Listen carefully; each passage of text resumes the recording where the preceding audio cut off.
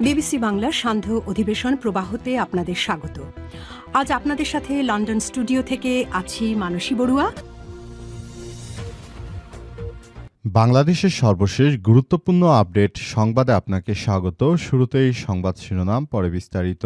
প্রথমেই জানাবো আমাদের হাতে থাকা সর্বশেষ গুরুত্বপূর্ণ সবথেকে তাজা আপডেট সংবাদ। পোস্টাল ভোটে কপাল পুড়ল বিএনপির দুই প্রার্থীর জয়ী জামাত জোট। ত্রয়োদশ জাতীয় সংসদ নির্বাচনে পোস্টাল ভোটের উপর ভর করে জয় পেয়েছেন জামাত জোটের দুই প্রার্থী। সিরাজগঞ্জ ৪ ও মাদারীপুর ১ আসনে পোস্টাল ভোটের কারণে বিএনপির দুই প্রার্থী হেরেছেন। ইসি সূত্র থেকে উল্লেখ করা হয়েছে, প্রবাসীরা এবার পোস্টাল ভোটের মধ্য দিয়ে পুরো বাংলাদেশে তারা জামাত ইসলামের জোটের প্রার্থীদেরকে এগিয়ে রেখেছেন। এরপর জানাবো এনসিপির নেতাকর্মী এবং তাদের বাড়িঘরে হামলার অভিযোগ সার্জিস আলমের। পঞ্চগড় ১ আসনে ৩০টির বেশি জায়গায় এনসিপির নেতাকর্মী এবং তাদের বাড়িঘর, ব্যবসা প্রতিষ্ঠানে হামলা চালানো হয়েছে বলে অভিযোগ করেছেন জুলাই আন্দোলনের অগ্রনায়ক এনসিপির উত্তরাঞ্চলের মুখ্য সংগঠক সার্জিস আলম। এদিকে চট্টগ্রামের ১৬ আসনের ১৪টিতে বিএনপির জয়, জামাতের ২টিতে। ত্রয়োদশ জাতীয় সংসদ নির্বাচনে চট্টগ্রামের ১৬টি সংসদীয় আসনের মধ্যে ১৪টিতে জয় পেয়েছে বিএনপির মনোনীত প্রার্থীরা। বাকি দুটি আসনে বিজয় হলেন জামাত ইসলামের জোটের প্রার্থীরা। কয়েকটি আসনে বেসরকারি ফলাফল ঘোষণা হলেও আদালত বা নির্বাচন কমিশনের নির্দেশে ফল প্রকাশ স্থগিত রয়েছে বলে জানা গেছে। এবারে জানাবো শতভাগ সন্তুষ্ট হওয়া কঠিন, মোটামুটি খুশি আমরা, বলছে বিএনপি নেতা নজরুল ইসলাম খান। জাতীয় নির্বাচন নিয়ে বিএনপির শতভাগ সন্তুষ্ট হওয়া কঠিন বলে জানিয়েছে দলটি। তবে বিএনপি এই কয়টি আসনে জেতার ফলে তারা বেশ সন্তুষ্টি প্রকাশ করেছেন। অন্তর্বর্তীকালীন সরকারের প্রধান উপদেষ্টা প্রফেসর ড. মোহাম্মদ ইউনূসের সরকার যে নির্বাচনটাকে সুন্দরভাবে করার মধ্য দিয়ে তিনি এগিয়ে নিয়ে গেছেন, সেটি অত্যন্ত দুঃখজনক হলেও সত্য যে বিএনপি শেষ পর্যন্ত অনেক কষ্টে জয়লাভ করেছে এবং তারা বিপুল ভোটেই এগিয়ে রয়েছে। তবে বিএনপি শতকরা সব কয়টি আসনেই জয়লাভ করতে চেয়েছিল এমনটাই জানা গেছে। এবং সর্বশেষ জানাবো গণভোটের হার ৬০.26% হ্যাঁ জয়ী। গণভোটে ৪,৮০,৭৪,৪২৯ জন হ্যাঁ এবং 2,25,65,000 জন না ভোট দিয়েছেন বলে জানিয়েছে নির্বাচন কমিশন ইসির সিনিয়র সচিব আক্তার আহমেদ। আজ সংবাদ সম্মেলনে তিনি এই তথ্য জানিয়েছেন। ইসি সচিব জানান, গণভোটের হার ৬০.26%। তথ্যের বিভ্রাট যেন না হয় সেই কারণে ফল প্রকাশে দেরি হল। আক্তার আহমেদ জানান, ২৯৭টা আসনে বেসরকারি ফলাফলে ভোটের হার ৫৯.৪৪%। প্রিয় দর্শক, এতক্ষণ শুনছিলেন সংবাদ শিরোনাম, এবারে বিস্তারিত। তবে তার আগে বন্ধুরা অনুরোধ থাকবে এই সংবাদটিতে একটি লাইক দিন। এই চ্যানেলে আপনি নতুন হয়ে থাকলে আমাদের সংবাদটি দেখতে দেখতে চ্যানেলটি সাবস্ক্রাইব করে রাখুন। কমেন্ট করে বন্ধুরা আপনার মূল্যবান মতামত জানিয়ে দিন আপনি বিশ্বের কোন দেশ থেকে বা বাংলাদেশের কোন স্থান থেকে আমাদের সংবাদটি দেখছেন এবং শুনছেন। আর বন্ধুরা, সংবাদটি আপনার সোশ্যাল মিডিয়া ফেসবুকে শেয়ার করে বন্ধুদেরও দেখার সুযোগ করে দিন। আগামী জাতীয় সংসদ নির্বাচনে তারেক রহমান সরকার গঠন করতে চলেছে। আপনি কি বিএনপিকে ভোট দিয়েছিলেন সেটি কমেন্ট করে আমাদেরকে জানিয়ে দিন, নাকি আপনার কাঙ্ক্ষিত ভোটটি বিফলে গেছে সেটি আমাদেরকে জানিয়ে দিতে পারেন। এবারে বিস্তারিত।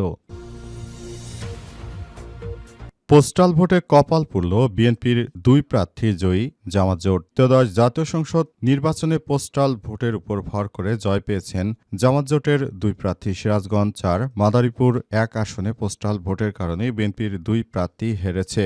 ইসি সূত্র থেকে জানা গেছে, উল্লাপাড়া আসনে ১৪৭টি ভোট কেন্দ্রের প্রাপ্ত ফলাফল বিএনপির মনোনীত ধানের শীষ প্রতীকের প্রার্থী শিক্ষা অনুরাগী এম আকরাম আলী এগিয়েছিলেন। তিনি ১,৬০,০০০ ভোট পেয়েছেন। অপরদিকে দাঁড়িপাল্লার প্রতীকের জামাতের মনোনীত প্রার্থী মাওলানা রফিকুল ইসলাম খান পেয়েছেন ১,৫৯,৬৯৩ ভোট। এতে এম আকরাম আলী ৭৬৫ ভোটে এগিয়েছিলেন। তবে পোস্টাল ভোটের ফলাফল যোগ হলে পোস্টাল ভোটের কারণে পুল চিত্রটি পাল্টে যায়। পোস্টাল ভোটে বিএনপির প্রার্থী এম আকরাম আলী পান ৮২০ ভোট এবং মাওলানা রফিকুল ইসলাম খান পান ২,১৮৯ ভোট। সব মিলে উল্লাপাড়া আসনে ১৪৭টি ভোট কেন্দ্র এবং পোস্টাল ভোটের ফলাফল অনুযায়ী জামাতের প্রার্থী মাওলানা রফিকুল ইসলাম খান পেয়েছেন ১,৬১,৫৭২ ভোট এবং বিএনপির আকরাম আলী পেয়েছেন ১,৬১,২৭৮ ভোট। এতে মাওলানা রফিকুল ইসলাম খান ৫৯৪ ভোটে ব্যবধানে বেসরকারিভাবে বিজয়ী হয়েছেন বলে জেলা প্রশাসক ও রিটার্নিং কর্মকর্তারা বিষয়টি জানিয়েছে। অন্যদিকে মাদারীপুর ১ আসনে শিবচরে বিএনপির প্রার্থীকে হারিয়ে জয়ী হয়েছে ১১ দলীয় ঐক্যের শরিক দল বাংলাদেশ খেলাফতে মজলিসের প্রার্থী রিকশা প্রতীক সাইদুদ্দিন আহমেদ হানজালা। ১ আসনে সহকারী রিটার্নিং কর্মকর্তা এইচ.এম. ইবনে মিজান এই তথ্য নিশ্চিত করেছেন। তিনিও একইভাবে পোস্টাল ভোটের মাধ্যমে তিনি বিএনপির প্রার্থীকে হারিয়ে দিয়েছেন এবং জয়লাভ করেছেন এবং তার ১১ দলীয় জোটকে প্রবাসীদের ভোটে তারা ২ জন এগিয়ে নিয়ে গেছেন। তবে অন্যান্য আসনে আসলে ভোটের ব্যবধান বেশি থাকার কারণে মূল বিষয়টি আসলে তেমনভাবে পরিলক্ষিত হয়নি অন্যান্য জায়গায়। শেষ পর্যন্ত পোস্টাল ভোট অ্যাপের মাধ্যমে প্রবাসীরা ভোট দিয়ে অন্তত ১১ দলের ২ জন সদস্যকে জয়ী করতে পেরেছেন। এনসিপির নেতাকর্মী এবং তাদের বাড়িঘরে হামলার অভিযোগ সার্জিস আলমের। পঞ্চগড় ১ আসনে ৩০টির বেশি জায়গায় এনসিপির নেতাকর্মী এবং তাদের বাড়িঘরের উপর হামলা চলছে বলে অভিযোগ করেছেন সার্জিস আলম। তিনি বলেছেন, বিএনপির নেতাকর্মীরা আমাদের নেতাকর্মীদের উপর তারা ব্যাপক হারে হামলা চালাচ্ছে। হামলা চালিয়ে আমাদের সবকিছুকে তছনছ করে দিচ্ছে। বিভিন্ন জায়গায় এনসিপির নেতৃত্ববিন্দুদের উপর তারা হামলা চালিয়ে একযোগে সবকিছু তছনছ করে দিচ্ছে। এদেরকে এখনই থামান না হলে এরা কিন্তু আরও ব্যাপক আকারে ক্ষয়ক্ষতি শুরু করবে।